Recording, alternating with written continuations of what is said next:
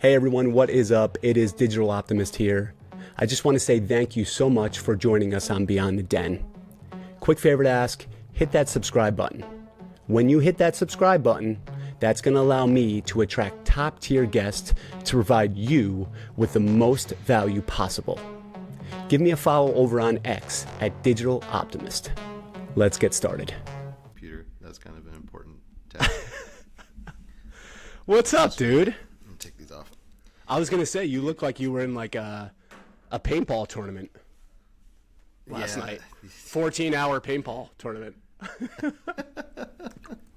So, quick, important piece of information. I went over to my other building, which I usually go to because it's quieter, and literally all the conference rooms were taken. And it's fucking Friday, so. Like, who's holding serious meetings on a Friday? Yeah, and they didn't have the meetings reserved, so. But I couldn't, I can't kick them out of an actual work meeting. Imagine that. So I can do my podcast. It doesn't work that way. So yeah, I got more important things to talk about. Yeah, exactly. The problem is on the floor above me. Yeah, they're doing like some construction stuff, and like so if you hear footsteps and stuff like that. So it's a perfect combination. Yeah, it's like the perfect storm. It's just it is. But listen, I mean, at the end of the day, I did text you roughly 2 hours ago, and was like, "Hey, let's do an impromptu podcast here and talk about season 1." So. Yeah. I'm sure you would have changed things a little bit if you had it a little earlier of some prep time here. But yeah, dude. So welcome to the show, man. It's been a little while since you've been on. Some crazy things happening in Wolf Game. Yeah. Season 1 just dropped. There's a plethora of new changes, and just wanted to kind of get your mind on things and what you're excited about. So. Yeah, let's talk a little bit about that. Dude, it's almost like there's so much to be excited about that like I can't even pick the thing to be excited about. It's like I don't know, it's like squirrel syndrome, you're like you just like constantly get distracted by all these exciting things. But I don't know if I think you were on the spaces that Goose was speaking on a few days ago. Yep. And man, some of the stuff that he was talking about, like that's what I'm here for. And I love the developments that have come out so far with season 1, the combination of the leaderboard and these new, the shinies that have rolled out, and a lot of the new kind of just the in-game dynamics, that they've rolled out recently. And we're just getting started. So like, I'm excited about everything that's happened, and I'm really excited about seeing the community more engaged. Sure. Even on Twitter, like I texted Godwin this morning. I was like, Twitter engagement is coming back. Like that's a great thing because it's great for the community. And then if you go into Discord, like people are hyped, man. People are hyped. Seed Phrase has been in there recently, just kind of like chatting it up a little bit. He's really even. He's even said on even on Twitter and Discord just how much he's seeing the community kind of come back. So I think the community coming back, to me, like that's the most exciting thing, because like we can have fun and stuff playing these games and playing in Wolf Game, but like what is all of that without the community, right? Like the community to me is everything. And that's really what is kind of, to me, that's the driving force behind all of it. Obviously the team and their efforts as well. I'm not trying to discount that, but sure. I think community is underrated, man. It's totally underrated. Wolf Game's flying under the radar, and it's not going to fly under the radar for too much longer. Yeah. And I know we talked about it in previous episodes, and I believe Goose had mentioned it when he was like, I think it was his first kind of spaces on Wolf Game, and he had mentioned that he was excited about getting the old community members back, and he didn't seem to think there was going to be an issue in getting them back. So that definitely stuck out at me in just saying, like, this guy's got confidence. And it made me just feel really good about the direction of where we're going to go and that we're in the right hands. So, dude, it's been, like, I hear you on the whirlwind. I'm like, just so many different opportunities presenting themselves. And again, just when you think you have a good strategy, you're like, oh man, you might see a Twitter post by somebody from, the community that might be doing something different. And you're like, oh shit, like Matty Ross just, he posted about his wolves and trying to get right back into the den, for pelts. And me having one wolf, my A7, my black A7 that I really don't want to burn. Like, I'm like, how the hell am I going to get pelts? So you look at people like Jay Steezy, you're like, hey, let's get that pelt secondary moving here. But so what are your thoughts on pelt? And I know you're a big sheep maxi. Do you have any strategies on getting those? And do you really want to burn your G2 wolves that you have?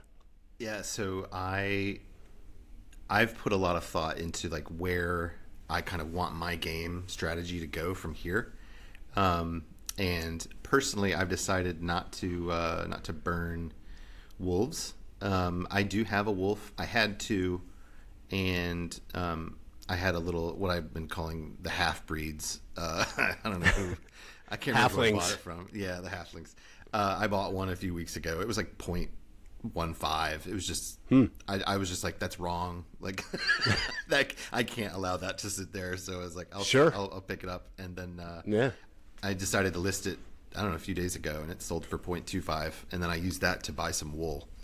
But yeah, so like, yeah, I can't get speaking of wool too, dude. Oh my God. Like, my in-game balance is so low right now, but gas is so high. Like, dude, ETH is the worst, but it's also the best. It's super frustrating, these gas fees.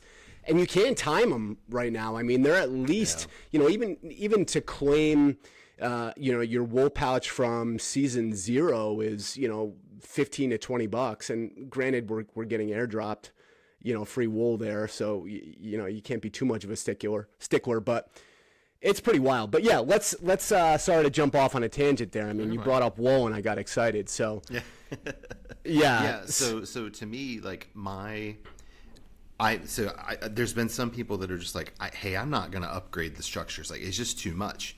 And some people, I think, are a little bit, they almost see that as a bad thing, that like not everyone is going to upgrade their structures. And that's actually not a bad thing at all. Like, it's okay for some of the smaller, and I would call myself a medium-sized player now that I've been playing for a year, and I've kind of accumulated a lot more than I used to. Yeah. But it's okay for people in our spots to be like, yeah, like it's not the right move for my game. So what I am trying to do is in Wolf game, there are multiple layers of players, right? Like there's huge whales that are at the top that have like tons of assets. And then there's medium-sized players that, they may have a few structures. They've got a lot of sheep. They might have a wolf or two. And then there's smaller players that may not have any wolves or structures, but they've got some sheep and they've got some resources. So to me, my game strategy, I really have to understand where I fit in that hierarchy and how I can profit off of it the most. So like me, I'm positioning my game to profit off whales. Like I'm writing a Valley report. It'll be published today. And like there are so many different ways to play this game. Right. And you want to play your game in a way that is fun and engaging for yourself. But obviously, like, we're all here for profits, right? So, that like my strategy from the beginning has been I'm breeding all the time. I did take a break from breeding for about a month as I kind of repositioned my bag a little bit and recharged. But I'm back breeding now. Because the reality is these whales that are playing this game, the what we have that just rolled out, the shinies and these silos, and how you've got to introduce resources to your silos in order to increase your shiny production and all of that. Like, these are just the building blocks for absolute warfare. Like, this is where the game is going. And these whales, they're upgrading their structures, they're burning through resources. And if you listened on the spaces just the other day, you know, Goose even really, he hinted at it. Like, he talked about a structure leaderboard.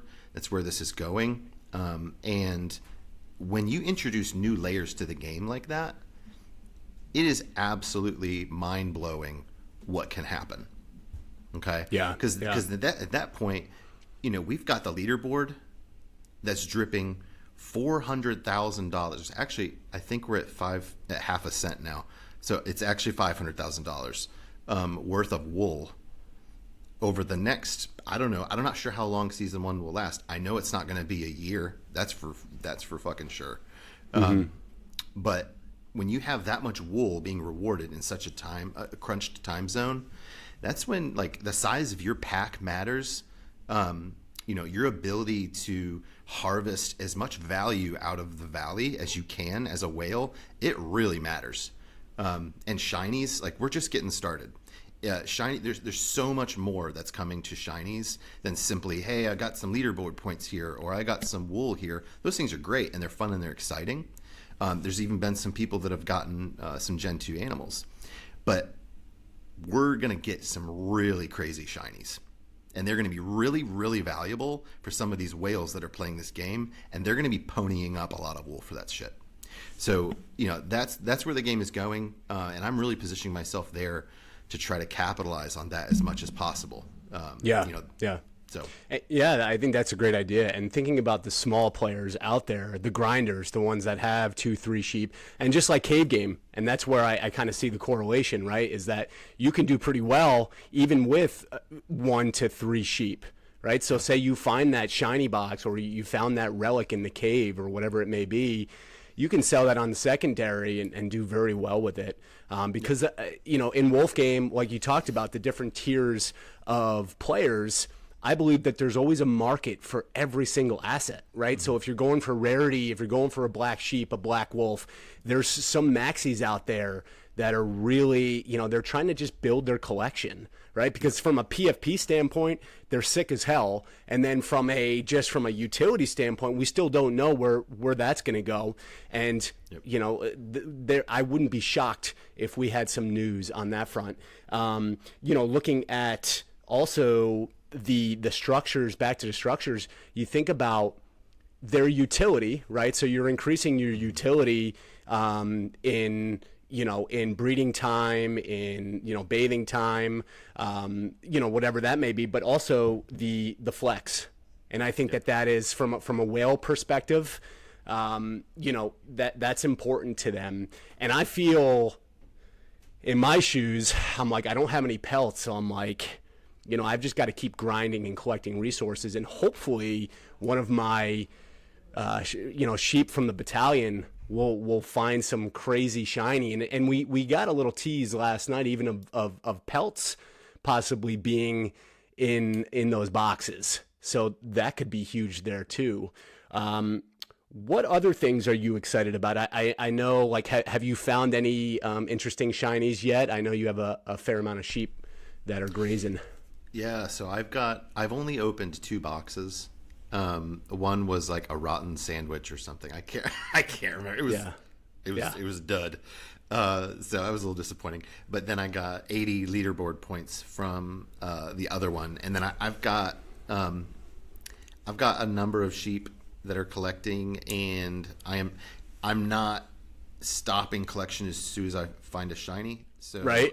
I've got farmers protecting, and I'm trying to get a little deeper into the collection, and then I'm gonna claim those. And I do plan to open mine. I'm not gonna sell them on the market just yet. I kind of want to see where this goes. I'm having fun with opening them. To me, it's just, I don't know, it's just a lot of fun. So that's a great part of the game. You mentioned, you know, what other things I'm excited about. Like, dude, let's talk about the Wool AMM. Are you kidding me? Like, that is a game changer for small players especially, and it matters for large players too.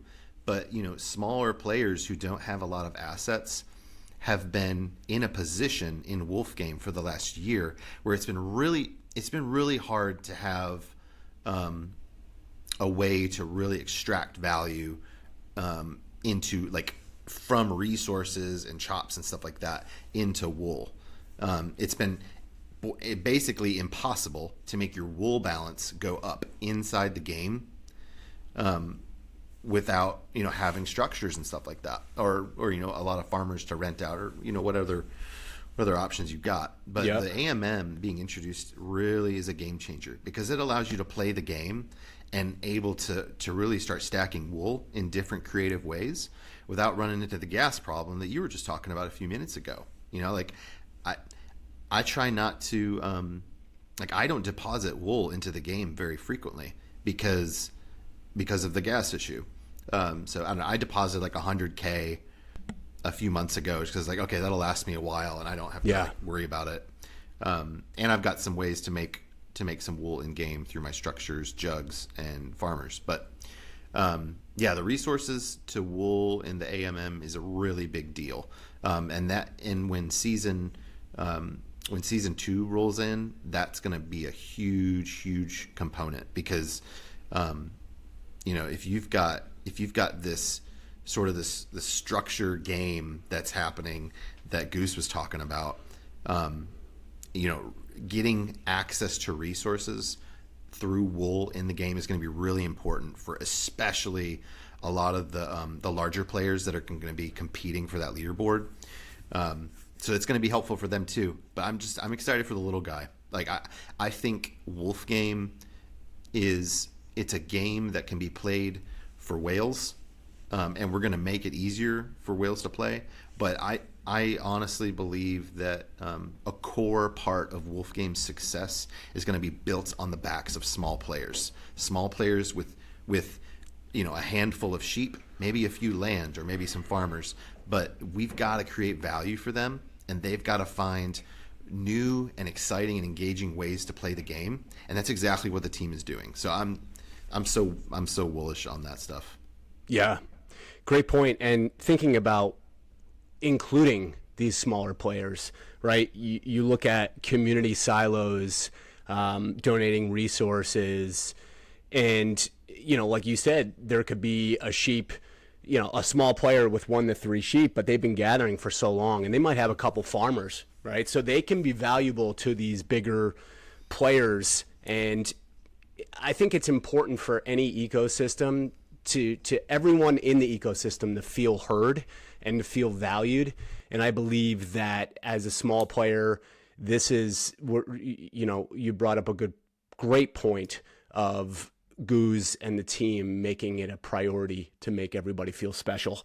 Not in a corny way, like everybody gets a reward and yada, yada, yada. Like you need to be engaged in this game in order to do well. But I have no sympathy for the smaller players, the ones that are, oh, poor me, like most of us have worked our way up to our bags. And that's what a lot of people don't fully understand that haven't been in the ecosystem for a long time. And that's why we really take a lot of pride in this game, right? I mean, it's like you built your flock and like you've made these strategic decisions, some that have paid off over others, right? So, let's look into too, like the interesting side businesses that are going to spring up from this too. You have Swap Shop, right? So what's going to happen with the amount of, resources that need to be thrown his way? And, do you see any interesting side businesses that are, there's some chatter that's going on, or? I haven't seen any chatter. I'm sure that there's some guys, brewing on some ideas. I think, I don't know this for a fact. I think at one point, Seed Phrase was planning on either doing like a structure swap component of his website, or maybe that was just like a rumor like that people were talking about. But I think there's definitely like more layers that he could add onto there, as far as like really helping people in the community be able to consolidate their game pieces.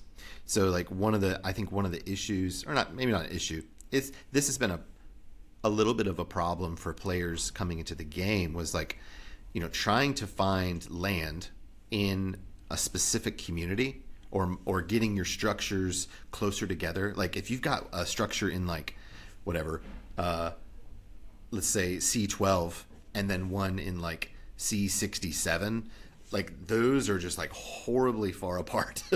And it can make things really challenging. If you're trying to like recharge and then go breed, it can get really cumbersome and expensive. So, you either got to hustle in Discord, on Twitter, and really connect with people and start trading, that's what I've had to do to consolidate. But I think community tools built around helping people shape and mold their bag in a specific direction, I think we need that, and I think that could be a really profitable side business. So it's similar to what Seed is doing, and he might even be planning like a structure swap or a land swap or something like that. But man, I think there's a lot of good stuff there for sure. Yeah, and as an entrepreneur, it's very hard for me to turn that side of my brain off. I'm thinking about Corey here, and how him and Seed, they really go back and forth, and there's some as much as you want to shake it out, there is some bad blood there for sure. Yeah. So think about the amount of wolves, right, that Corey has. Yeah, well, here's the thing, sorry, go ahead. Well, I'm just saying this is the opportunity for Corey to start this side business of possibly pelts. I'm really paying attention to the social game here, and this is very fascinating. So like, I'm in Discord a lot. Even if I'm not commenting, I'm reading. Like I try to follow what's going on. Voyeur. And yeah, exactly. A few days ago, I think it was it was on Valentine's Day when we released the full update. Corey's in there, and he was kind of like just chatting it up, and he was trying to get a feel for like, okay, how, like, I got to know if it's going to be worth it for these structure upgrades. Are we going to get more information? And, so he's a little bit hesitant to do the upgrades. And then, we've got a few other whales that are coming in that are a little hesitant. And then people start burning wolves here and there. It starts to steamroll a little bit, or just kind of like snowball. Yeah. And then I think Seed, I think Seed started like upgrading, or he's like positioning himself to upgrade. But it's going to be really interesting because you're going to have large players like let's take Seed Phrase for example. Like some of these large players, they're not going to wait for all of the information to make their move. Yeah. Okay. They're going to be too late. Exactly. They're going to have enough information, and they're going to make calculated risks. Okay. So when you have Seed, let's say Seed starts upgrading his structures to position himself for season 2. And then you got Corey, and let's say Corey is a little more hesitant and he's waiting for more information. Like you could have, that's when you have like Corey, like kind of being in a spot where it's like, fuck, like I've got to upgrade this shit because as other people are upgrading, it's getting more expensive. And, and that's when it starts getting kind of competitive on the farm. But there's so many layers to that. That's just the beginning. Once you have that start to happen, then it's like, oh man, maybe Corey sees that Seed is ahead of him on the leaderboard because of how valuable resources are and how much land Seed has. So what's Corey got to do with all of his wolves? He's got to start destroying silos all over the farm. Okay, and he's going to go after Seed Phrases most profitable communities where it produces the most resources. We've got siphons as well that are going to be coming in through shinies that are going to be, siphons are a way to kind of counterbalance some of the whatever. I'm going to call it the exploit, even though I don't think it's an exploit, but the water and stone stuff. So like that's what I mean is like the social aspects of this game. It starts with, hey, I don't know if I should do this or not, but then you see other players making moves, you're like damn it, I got to do it. And so then people start going in and they start making moves, and everything has risk. But we all know that there's a lot of ego involved. I'm not picking on anybody, but like we all want to flex. Like, of course I want a larger bag size. I want to have a bigger piece of economic dominance. But when you have guys like us that get into this stuff and they want to flex, sometimes the flexing could kind of take over your mind, And that's when it gets a little out of control and a little crazy. And like, that's the thing that I'm here for. Like, that's the fun, because that's when you just get all out warfare, and we're no longer making EV decisions with our brains. Like, we're agreed. It with our becomes penises. Yeah, with exactly. our penises, we flop them out. Yeah. We're So, throwing like, that on. You know, Yeah. I mean, obviously, they want to make profits. That's what we're all here for. We're here to build a larger economy, to dominate the economy, and to win more wool. But you can't deny that those other sort of like ego, side of things, that those are at play. And I really think when season 2 gets here, that stuff is going to be really at the forefront. But not only that, there's going to be 100 different ways that could play out, with all of the different types of shinies that we're going to get, the different types of leaderboards that we have. It's going to get crazy, man. And I'm so pumped. Yeah. Think about too the show Survivor, right? I mean, I wasn't a big Survivor watcher, but I watch them all. Oh yeah. I mean, there's a lot of correlation for, Wolf Game to Survivor, and playing that a little bit more. You got the really cocky individuals that are, trying to muscle people around, and then you got the ones that are a little more silent and kind of observing things. It's usually the ones that win it, and correct me if I'm wrong, are the ones that are usually a little silent, that are kind of playing both sides. They're not too high, they're not too low, they're not super emotional. Those are the ones that usually win Survivor. So I could see that kind of being similar in Wolf Game. And I think that going back to the social dynamics of always keeping things kosher with a lot of different groups, right? And I'm a little hesitant on attacking barns and looting sheep, where I'm like, oh, do I want to start a war? Because that some of these individuals take it pretty personal. Yeah. Well, here's the thing though, like, this is yet another layer that we can go deeper on this stuff. So, sorry, my phone's buzzing. I'm going to turn it off. Drive me crazy. Damn it. All right. So we're talking Wolf Game here. Yeah, seriously. So there's layers deeper that we can go. Okay. If you are seed or you are Corey, you are in a position with the size of your bags to feel very independent, right? To feel like you can sort of like dominate the economy on your own. But if you look at like the next tier players, I would even say NFT collectors probably up there in that category with them. I haven't looked at the size of his bag in a while. But that's when alliances start to form. You talk about Survivor.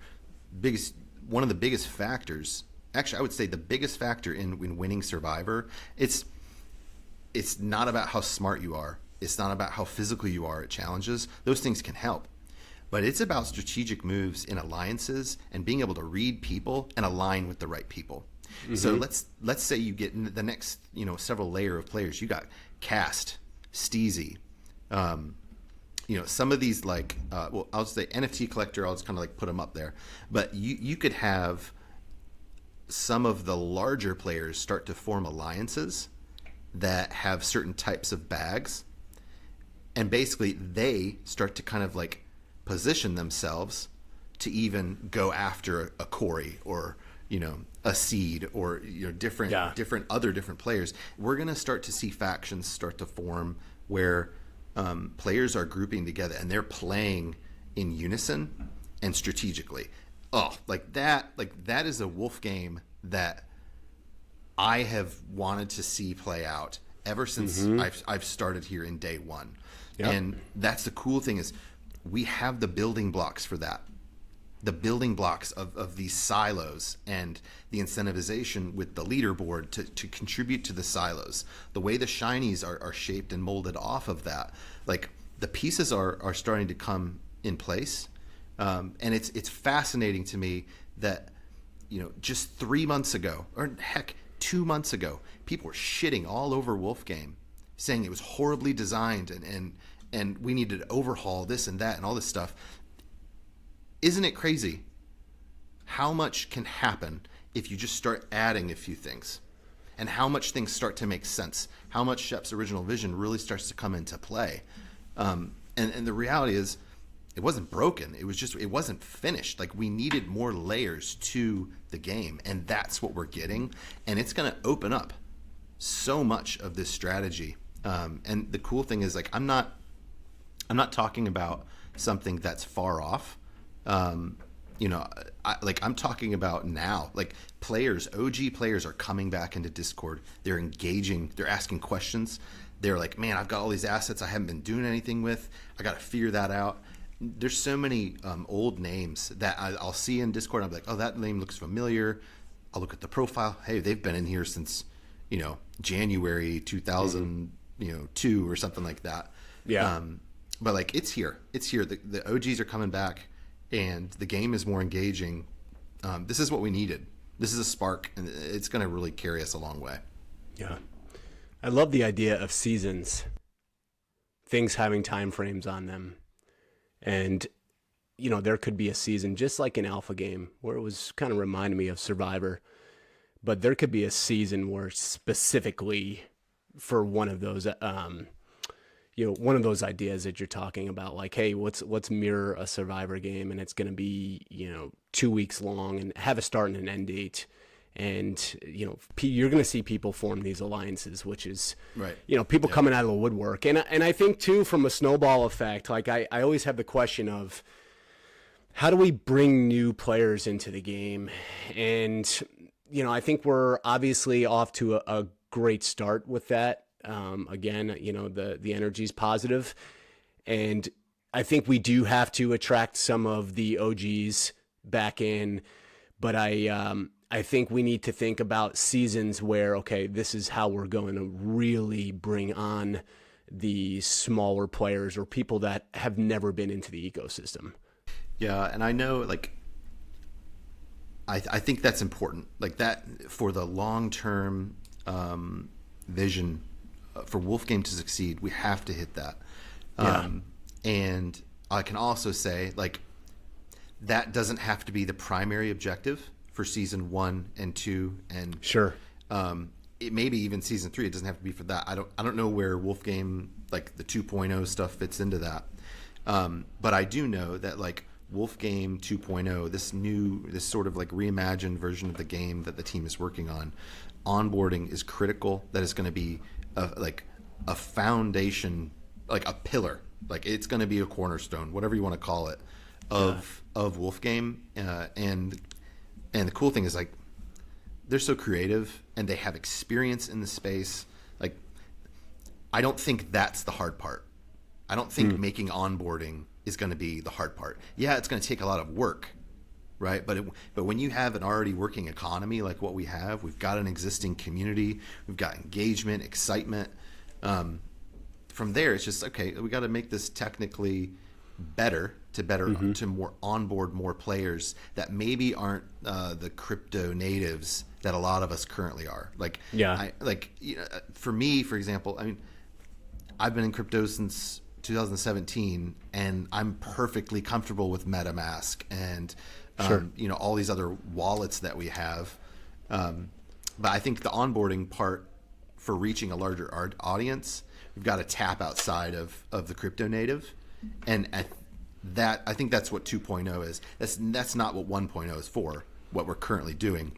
But obviously, hey, if we're able to grow our market share in the gaming space, in the existing gaming space, which is dominated by crypto natives, that's only going to set us up for massive success when we get to 2.0 and we want to onboard the normies, as some people call it. Yeah, agreed. Let's talk about VRGDA. What's your excitement with that? Yeah, I think I'm really excited about how it's going to work.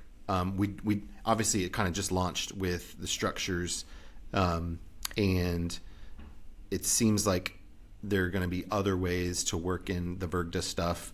I think in the resource economy, I think they're going to do it with peak credits. This is all just speculation, by the way.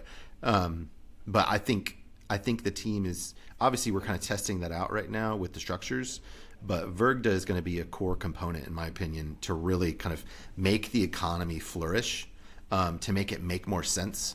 Because if you've been playing Wolf Game for a year, this whole like fixed cost structure that we currently have is just it's very inefficient, especially when you have a smaller group of players than really it was designed for. And I think the new VRGDA stuff, it's going to make it much easier for individuals to play the game compared to the fixed model.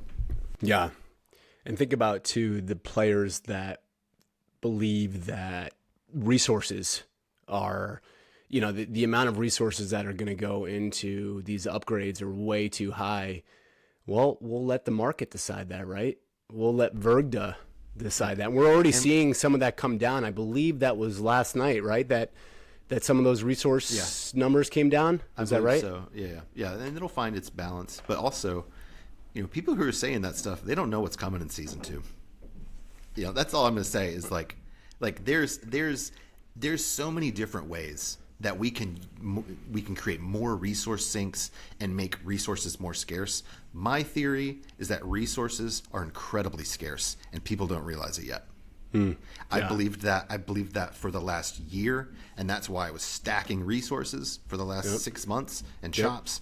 But you're already starting to see, we jumped from I can't remember how many sheep we're gathering. It was something like 3,500 or something like that, and it jumped up to 5,000. And as more sheep come into the farm and gather, that resource, basically the resource production farm wide, it starts to get split across a lot more sheep and more players, and that's when things start to realize, oh shit, you remember the back in the day when we were able to gather 80 wood per day, the glory days, so if you have any sort of imagination and you can kind of see the building blocks that we have in Wolf Game right now and where this game is going, I'm telling you, it's still gathering resources right now is so underrated. And there's going to be a lot more demand for these resources than we currently have in future seasons. There's no doubt in my mind. Yeah. One of the things I love and that brought back some of that OG feel was when the white paper just dropped and, playing the resource market and, staring at the charts. And dude, I was getting, from my transition from stone to water was 2.5 to 1 or almost 3 to 1. And I'm like, oh my goodness, this is way too good to pass up. So it's interesting if you can just, you stare at these charts and if you're a TA guy, I mean, it's very interesting. I'm not, but I do, I can fixate on things and, I love that about it. And whereas Wolf Game is now back on my mind 24/7. Yeah. And that's it. I mean, I'm sorry to my wife and kids ahead of time here, but it's this is taking precedent. And think about even our shows of the content out there that can be created now. It's PV was basically all right, let's give these guys something to chew on and really strategize about. And I want to get Term on the show, and even Bry and some of those guys that have a little bit more of a glimpse in behind the scenes a little bit more, but talk about those stats. Right, those stats were mind blowing already. There was a 300x on bringing sheep back, which you talked about to gather. I mean, that's huge in the first 3X. Couple days. Yeah, I'm sorry, 300x, 3x, 300x. Oh my God, Wool's. We're in 2026.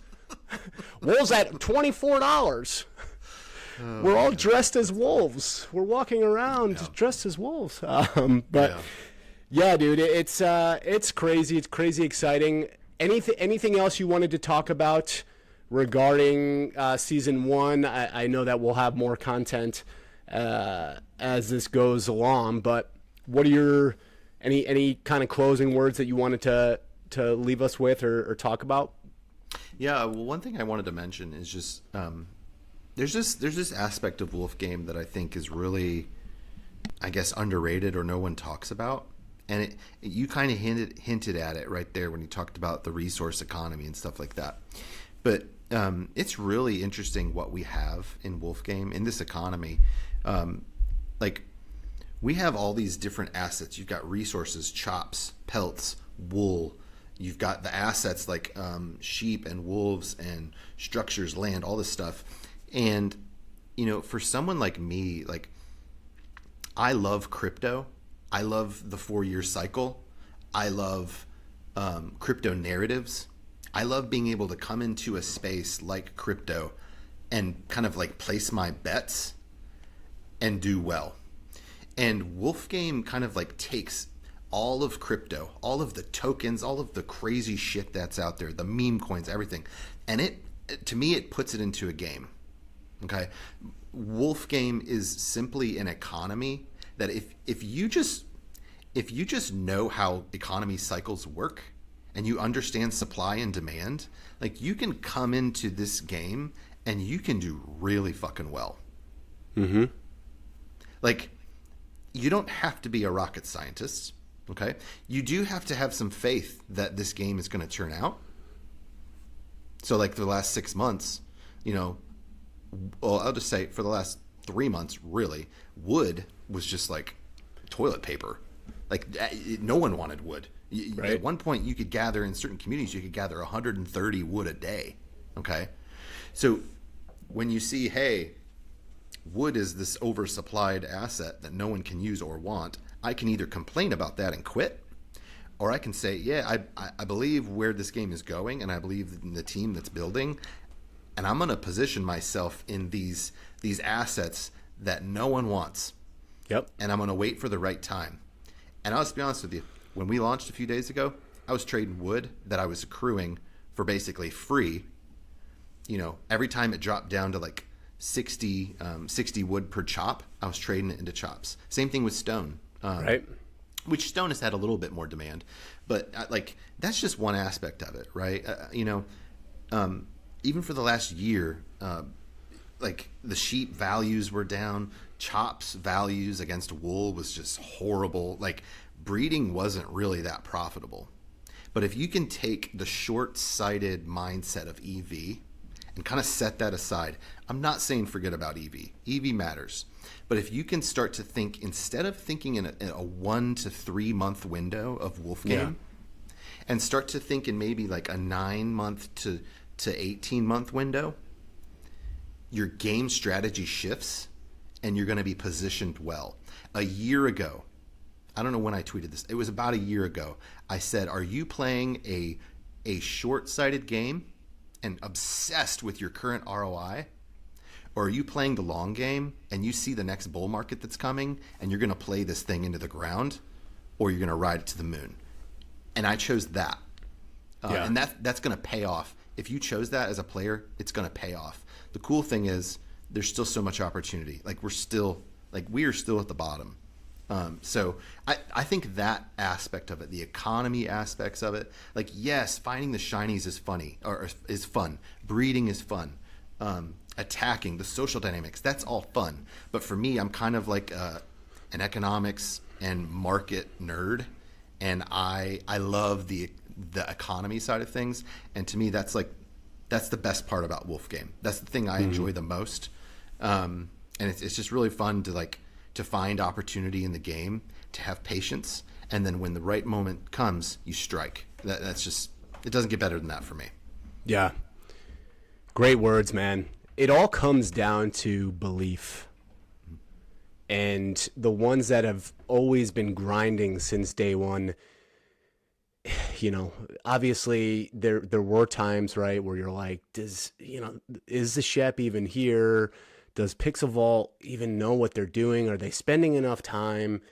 But if you spent the time researching and listening to the spaces and interviewing people and this, G-Funk and Goose and Richard and Crunch and these guys that have came on, they've done nothing but convinced me that Wolf Game is a top tier project. They've been extremely professional and just super creative. And what I think that season one, bringing back these OGs it's proven to them that shit, they do have their stuff together.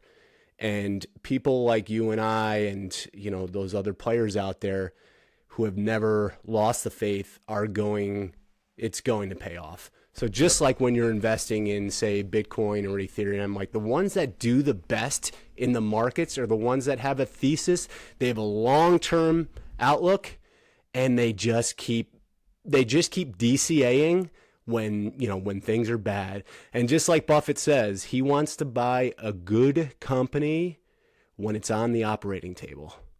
And I think that correlates directly with Wolfgame. So, dude, Farmer Piddy, man, again, we have so much content to cover. I'm sure, we might even look at doing something a little bit more frequent, and the excitement is going to continue to build. But yeah, dude, I appreciate you coming on and love you, man. I think that this is so exciting. Farmhands Council is a whole nother animal. We want to get the Farmhands Council on. When you have people like John S., super woolish. It's amazing. It's amazing. Yeah, and it really is. Yes, we all knew he was going to come around. Okay, we did. People, you just needed a little more information than other people. We just need to get the information in front of people and get the game built, and then people see it and they become woolish. Yes. All right, Piddy, dude, it was a pleasure, man, and I look forward to seeing you again here. Yeah, man. Peace out. All right, thanks for tuning in, everybody, into Beyond the Den. I don't even know what I'm doing with Beyond the Den. It's been about 2 months since I've back to a podcast, so we'll see where the hell this goes. But I'm having a lot of fun, and Wolfgame is where my heart is. So, all right, guys, peace out. Hey, everyone, what is up? It is Digital Optimist here. I just want to say thank you so much for joining us on Beyond the Den. Quick favor to ask, hit that subscribe button. When you hit that subscribe button, that's going to allow me to attract top-tier guests to provide you with the most value possible. Give me a follow over on X at Digital Optimist.